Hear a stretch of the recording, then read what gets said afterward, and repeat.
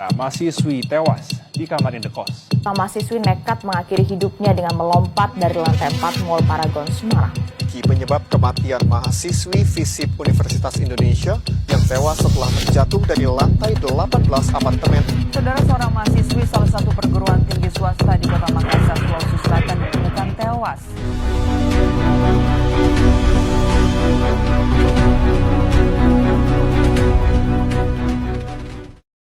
Assalamualaikum warahmatullahi wabarakatuh. Di sini saya akan membahas berkaitan dengan kesehatan mental.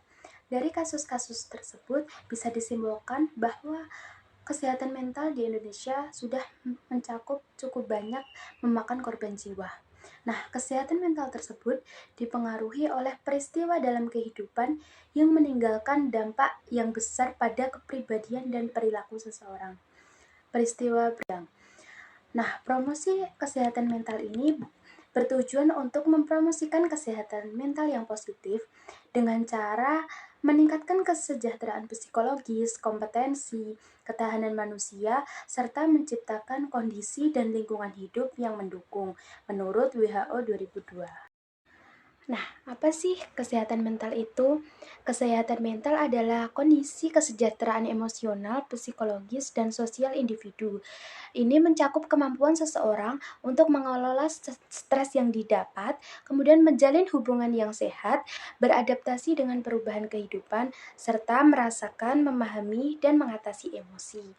Jadi kesehatan mental itu sangat perlu diperhatikan karena apabila kita sehat secara fisik tapi tidak sehat secara mental, maka akan mengakibatkan dampak yang negatif bagi kesehatan fisik kita sendiri. Kesehatan mental tersebut dipengaruhi oleh peristiwa dalam kehidupan yang meninggalkan dampak yang besar pada kepribadian dan perilaku seseorang.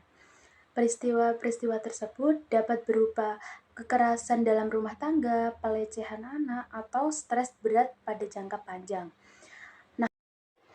Kenapa sih kesehatan mental harus dijaga? Yang pertama adalah untuk mengurangi risiko gangguan mental. Nah, menjaga kesehatan mental ini dapat membantu mengurangi risiko terkena gangguan mental seperti depresi, kecemasan, dan gangguan bipolar. Nah, gangguan mental dapat berdampak pada kualitas hidup, relasi sosial, dan produktivitas setiap manusia. Kemudian yang kedua adalah meningkatkan kualitas hidup. Nah, kesehatan mental yang baik dapat meningkatkan kualitas hidup dengan cara meningkatkan kepercayaan diri, meningkatkan kemampuan menghadapi stres, dan meningkatkan kemampuan beradaptasi dengan peningkatan kemampuan dalam segala hal. Selanjutnya adalah mengurangi resiko penyakit kronis. Jadi, apabila kesehatan mental kita baik, maka kemungkinan untuk terkena penyakit kronis dapat lebih minimalisir karena kesehatan. Selanjutnya adalah meningkatkan berkomunikasi dengan baik.